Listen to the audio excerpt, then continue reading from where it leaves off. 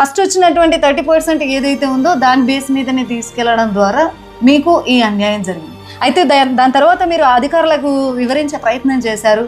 ఆ తర్వాత కూడా డిఈఓ గారి మిస్టేక్ వల్ల ఇది జరిగిందని కూడా మళ్ళీ తర్వాత ఆర్జేడీ గారు కావచ్చు, వాళ్ళు కావచ్చు మీ గురించి వివరించే ప్రయత్నం చేశారు. బట్ స్టిల్ ఇప్పటికి కూడా మీకు ఈ విషయంలో న్యాయం జరగలేదు.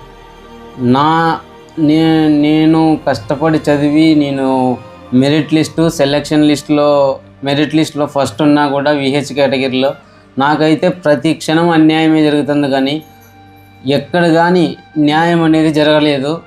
దయచేసి నాకు న్యాయం చేయాలని ఆ 40% సర్టిఫికేట్ కన్సిడర్ చేసి ఇది న్యాయమా అన్యాయమా అని విచారణ కావాలంటే 1కి 2 సార్లు జరిపి నాకు న్యాయం చేయవలసిందిగా నేను కోరుకుంటున్నాను ఒక దళిత వికలాంగుడిగా. చూడండి, మనం అందరం చూస్తున్నాం దళిత వికలాంగుడు. సో చాలా కష్టపడి ఈ స్టేజ్కి వచ్చారండి.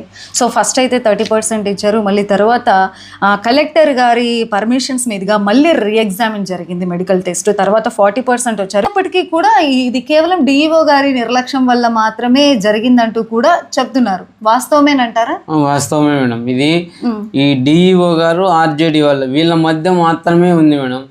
డిఈఓ వచ్చి ఆర్జేడీ గారి మీద, ఆర్జేడీ వచ్చి డిఈఓ గారి మీద ఒకరి మీద ఒకరు పొంతన పెట్టుకుంటున్నారు, అంతేగాని న్యాయం చేద్దాము దీన్ని ఇంకా కొంచెం పై దృష్టికి తీసుకెళ్దాము అనే ఏ ఆలోచనలో కూడా లేరు వాళ్ళు మేడం.